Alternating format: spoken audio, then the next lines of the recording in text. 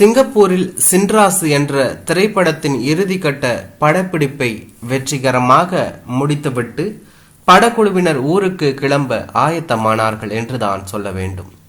உதவி இயக்குநர்கள் எல்லாவற்றையும் சரிபார்த்துவிட்டு இயக்குனர் வாணிதாசனிடம், சார், எல்லோரும் தயாரா இருக்காங்க, இப்ப விமான நிலையம் போனா நேரம் சரியா இருக்கும், நீங்க தயாரா என்று கேட்டார்கள். நான் ரெடி, வாங்க என வாணிதாசன் காரில் ஏறி அமர்ந்தார் என்றுதான் சொல்ல வேண்டும். கார் சாங்கி விமான நிலையம் நோக்கி விரைவு சாலையில் குலுங்காமல் விரைந்து சென்றது என்றுதான் சொல்ல வேண்டும்.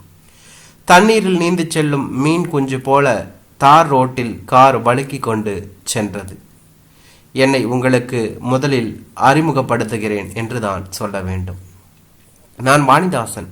இந்த பெயரை தெரியாதவர்கள் யாரும் தமிழ்நாட்டிலும் சரி வெளிநாட்டிலும் சரி இருக்க முடியாது என்றே சொல்லலாம். அந்த அளவுக்கு பிரபலம். காரணம், இன்று தமிழ் திரையுலகில் முத்திரை பதித்த இயக்குநர்களில் நானும் ஒருவன் என்றுதான் சொல்ல வேண்டும். மற்ற இயக்குநர்களின் திரைப்படங்களிலிருந்து என்னுடைய படைப்புகள் முற்றிலும் வேறுபட்டவை.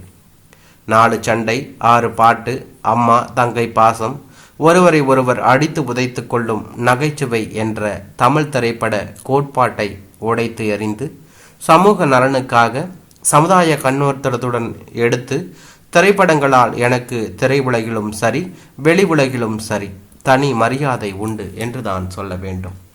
எனது அனைத்து படங்களும் அதிகம் செலவு இல்லாமல் எடுக்கப்பட்டதால் என்னால் தயாரிப்பாளர்கள், விநியோகிஸ்தர், திரையரங்க முதலாளி யாருமே நஷ்டம் அடைந்தது இல்லை. இந்த சிங்கப்பூரில் சின்ராசு பட தயாரிப்பாளரின் அன்பு வேண்டுகோளுக்கு இணங்க இந்த படத்தை சிங்கப்பூரில் இயக்க ஒப்புக்கொண்டேன். சார், ஏர்போர்ட் வந்துருச்சு, இறங்குங்க என்ற என் உதவியாளரின் குரல் கேட்டு கலைந்தது என் சிந்தனை. மன்னிக்கணும் வாசகர்களே, இன்னொரு சந்தர்ப்பம் கிடைக்கும் போது என்னை பற்றி முழுசாக சொல்கிறேன் என்று விமான அனுமதி சீட்டு பெறுவதற்காக வரிசையில் நின்றேன். இங்கே எல்லாமே அழகாக அமைதியாக வழக்கமாக நடப்பதை பார்த்து ஆச்சரியப்பட்டேன். இது மாதிரி நம்ம நாடும் மாறாதா என ஏங்கினேன். காற்றை கிழித்து கொண்டு விமானம் மேல் நோக்கி சென்றது. அதே வேகத்தில் என் நினைவலைகள் பின்னோக்கி சென்றது என்றுதான் சொல்ல வேண்டும். எனது சொந்த ஊர் காரைக்கால் பக்கமுள்ள பூஞ்சோலை என்ற கிராமம். தமிழ் இலக்கியத்தில் இளங்கலை பட்டம் முடித்து வேலை தேடிக் கொண்டிருந்த சமயத்தில் பொழுது போகாத நேரத்தில் ஏரிக்கரையில் அமர்ந்து கவிதை எழுதுகிறேன், பேர் வழின்னு எதையாவது கிறுக்கி கொண்டிருப்பேன் என்றுதான் சொல்ல வேண்டும். அப்பொழுது என் பெயர் முத்துக்குமார். முத்துக்குமார் ஆகிய நான் வாணிதாசனாக அவதாரம் எடுக்க யார் காரணம் தெரியுமா?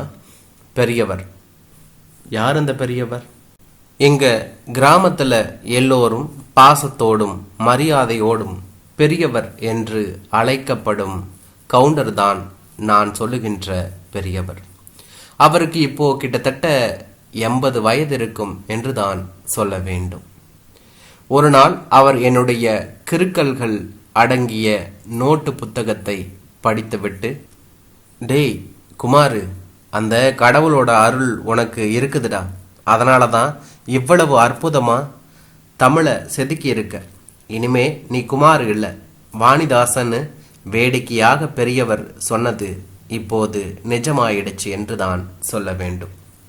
மேலும் அவர், டேய் வாணிதாசா, நீ இங்க சும்மா சுத்திக்கிட்டு இருக்காம சென்னைக்கு போய் சினிமாவில் சேர்ந்துடு, நிச்சயம் ஒரு நாளைக்கு நீ பெரிய ஆளா வருவ என்று என்னோட மனசுல சினிமாங்கிற ஆசை தீயை மூட்டி விட்டார் அந்த பெரியவர் என்றுதான் சொல்ல வேண்டும். அதன் பிறகு வீட்டுக்கு தெரியாமல் திருட்டு ரயில் ஏறி சென்னைக்கு வந்து சோறு தண்ணி இல்லாம கஷ்டப்பட்டு பல அவமானங்களை சந்திச்சு இன்னைக்கு ஒரு நல்ல இயக்குனரா இருக்கேனா அதுக்கு காரணம் அந்த பெரியவர் தான் என்றுதான் சொல்ல வேண்டும். திருச்சி விமான நிலையத்திலிருந்து வெளியே வந்தேன். என்னுடைய கார் ஓட்டுநர் சந்தோஷத்துடன், சார் இங்க வாங்க என்று கையாட்டினார். நான் காரில் ஏறி அமர்ந்தவுடன், சார் ஏதாவது சாப்பிட்டு விட்டு போகலாமா என்று என்னிடம் கேட்டார். வேண்டாம், டீ இருக்கா என்று கேட்டேன். ஃப்ளாஸ்கில் சூடாக வாங்கி வச்சிருக்கேன், தரவா என்று கேட்டார். கொடு என்று நானும் சொன்னேன். என் மனைவி குழந்தைகளை அழைத்து வர பூஞ்சோலை கிராமம் நோக்கி கார் பயணம் தொடர்ந்தது என்று தான் சொல்ல வேண்டும். வாசகர்களே, உங்களுக்கு ஒரு உண்மையை சொன்னா நீங்க ஆச்சரியப்படுவீங்க. என்னுடைய பல திரைப்படங்களுக்கு கதை கரு சொன்னவர் பெரியவர்தான். அதனால என்னுடைய 50வது படத்தின் கருவையும் அவரிடமே கேட்கப் போகிறேன் என்று தான் சொல்ல வேண்டும். பயண கலப்பின் அசதியில் என்னை அறியாமல் தூங்கி போனேன். எவ்வளவு நேரம் தூங்கினேன் என்று தெரியாது. ஆனால் ஒரு பள்ளத்தில் காரின் பின் சக்கரம் இறங்கி ஏறியதில் திடுக்கிட்டு விழித்தேன். உடனே சாரி சார், பள்ளம் கவனிக்கல என்று டிரைவர் சொன்னார். இனிமே ரோடு இப்படிதான் இருக்கும், பார்த்து மெதுவா ஓட்டு என்று நேரம் பார்த்தேன். சரியாக மணி இரவு 12. தூரத்தில் சுடுகாடு தெரிந்தது. அந்த சுடுகாட்டை தாண்டி 2 கிலோமீட்டர் போனா பூஞ்சோலை கிராமம் என்று தான் சொல்ல வேண்டும். கிராமத்தை பார்க்க வேண்டுமென்ற என் ஆவலில் காரின் ஜன்னல் கண்ணாடியை இறக்கிவிட்டு தலையை வெளியே நீட்டி பார்த்தேன் என்றுதான் சொல்ல வேண்டும். ஆகா, இயற்கை இங்கே அமைதியாக உறங்கிக் கொண்டிருக்கிறது. சில்லென காற்று என் முகத்தை இறுக்கி அணைத்து கொண்டது. மின்மினி பூச்சிகளைப் போல தெருவிளக்குகள் ஆங்காங்கே கண் செமிட்டியது. தூரத்தில் நாய்கள் குலைப்பது தெல்ல தெளிவாக கேட்டது என்றுதான் சொல்ல வேண்டும். என்னதான் பட்டணத்து வாழ்க்கையில் வசதிகள் இருந்தாலும் கிராமத்து வாழ்க்கைக்கு ஈடாகாது. இதன் சுகத்தை வார்த்தைகளால் சொல்வதை விட அனுபவித்தால்தான் புரியும் என்றுதான் சொல்ல வேண்டும். அப்போது எதிரே யாரோ வருவது போல தெரியவே வாகனத்தை அவர் அருகில் நிறுத்தச் சொன்னேன். வாகனம் நின்றதும் யார் என்று பார்த்தேன். என்னால் நம்பவே முடியவில்லை. நான் யாரை பற்றி யோசித்து கொண்டு வந்தேனோ அந்த பெரியவர் என்றுதான் சொல்ல வேண்டும். அவர், டேய் வாணிதாசா, நல்லா இருக்கியா? உன்னைய பார்த்து எவ்வளவு நாளாச்சு என்று என்னிடம் பேசினார். உங்க ஆசையில நல்லா இருக்கும் பெரியவரே என்று அவரிடம் சொன்னேன். வரும்போது தான் உங்களை பற்றி நினைச்சேன். உங்களுக்கு ஆயுசு 100 என்று சொன்னேன். அதெல்லாம் யாருக்கு வேணும்? ஆமாம், என்ன விஷயம் என்று கேட்டார் என்னிடம். பெரியவரே, என்னுடைய 50வது படத்துக்கு நீங்கள் தான் ஒரு கரு சொல்லணும் என்று அவரிடம் கேட்டேன். வாணிதாசா, நானும் உன்னைய தான் எதிர்பார்த்திருந்தேன்.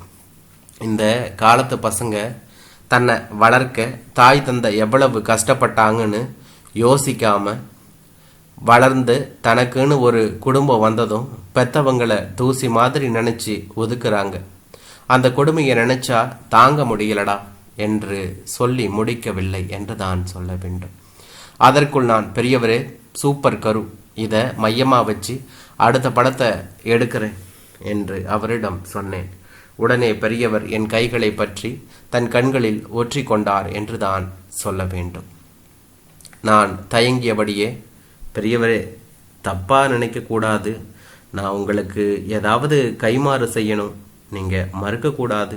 உங்களுக்கு பணமா வேணுமா இல்ல பொருளா வேணுமா என்று கேட்டேன். இந்த கிழவனுக்கு அதெல்லாம் எதுக்குப்பா, அதுக்கு பதிலா பக்கத்து ஊர்ல இருக்கிற முதியோர் இல்லத்துக்கு நன்கொடை கொடுத்துடு என்று சொல்லிவிட்டு நடந்தார் என்று தான் சொல்ல வேண்டும். வாங்க கார்ல போகலாம் என்று அவரை அழைத்தேன். உனக்கு எதுக்கு சிரமம், நான் போறேன், தொடர்ந்து நடந்தார் என்று தான் சொல்ல வேண்டும். பிறகு நான் வீடு வந்து சேர்ந்தேன். அம்மா, மனைவி, பிள்ளைகள் எல்லோரும் என்னை சூழ்ந்து கொண்டார்கள் என்று தான் சொல்ல வேண்டும். அப்போது அம்மா, ஏண்டா இப்படி நடுராத்திரி நேரத்தில் வர்ற, உனக்கு செய்தி தெரியுமா? நம்ம பெரியவர் இறந்து 3 நாள் ஆச்சு. அவரு ஆவியா அலையிறார்னு ஊருக்குள்ள பேசிக்கிறாங்க. இனிமே நீ ராத்திரி நேரத்தில் வெளியே போகாத என்று சொன்னார். என்ன, பெரியவர் இறந்து 3 நாள் ஆச்சா? என்னை அறியாமலே திடுக்கிட்டேன். அப்போ நான் பேசியது பெரியவர் ஆவியிடமா? நெஞ்சை ஏதோ பிசைய ஒன்றும் புரியாமல் சிலை போல நின்றேன் என்றான் அவன் என்றான்.